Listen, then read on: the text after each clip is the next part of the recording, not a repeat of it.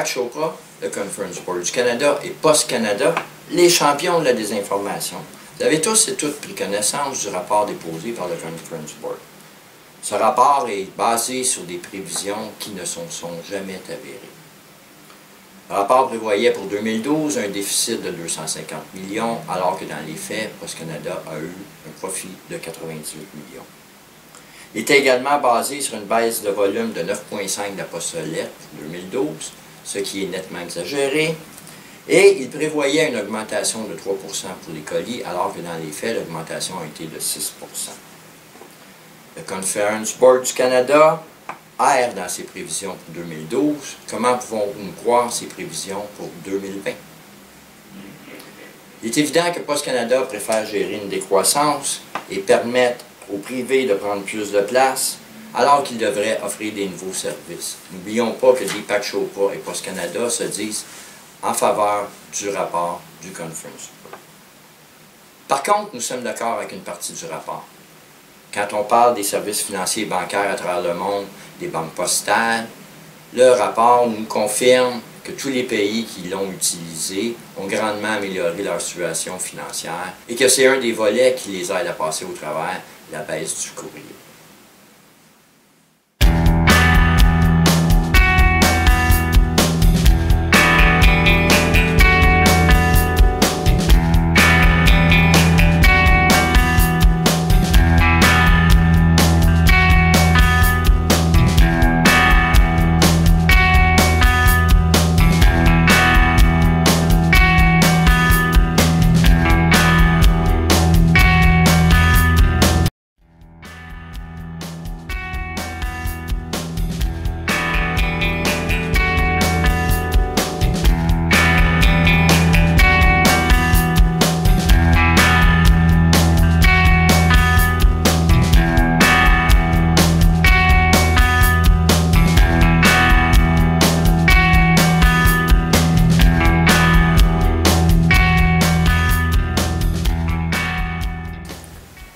Pas surprenant que le rapport nous suggère de ne pas prendre cette avenue, puisque regardons quelques personnes qui siègent sur le Conference Board, sur le conseil d'administration. Le président, M. Jean-René Alde, Banque du Canada. Deepak Chopra provient de l'entreprise privée Pitney Bowes, lequel a des liens d'affaires avec de nombreux services postaux à travers le monde. Sriram H. Iyer, également de la Banque du Canada.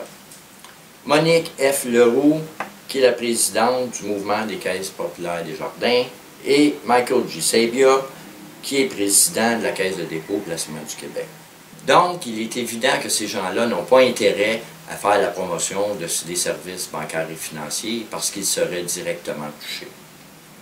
Le gouvernement a profité de l'occasion pour nous imposer une loi de retour de travail en spécifiant le fait que notre conflit de travail mettait en péril la croissance économique.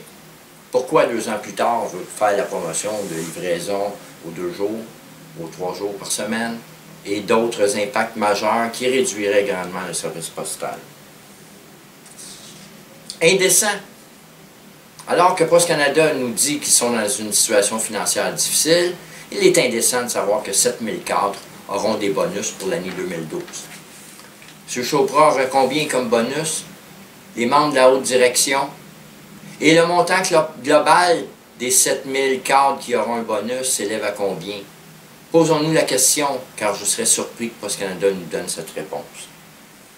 2 visions s'affrontent. Celle de Post Canada et du Conference Board qui veulent s'abrer dans les services publics, et la nôtre est celle de tous ceux et celles qui veulent garder un service postal public, soit d'offrir des nouveaux services à tous ceux et celles qui en ont besoin, principalement les régions qui seraient grandement favorisées par de tels nouveaux services. Soyons novateurs au lieu de gérer une décroissance. Que pouvons-nous faire? Nous vous suggérons d'aller sur le site postcanada.ca, vous et votre entourage qui ont à cœur le service postal public, d'aller sur le site et d'écrire votre opinion qui favorise le nouveau service et le service postal public. Nous vous remercions de votre implication et c'est ensemble que nous renverserons la vapeur et assurerons la défense du service postal public. Merci.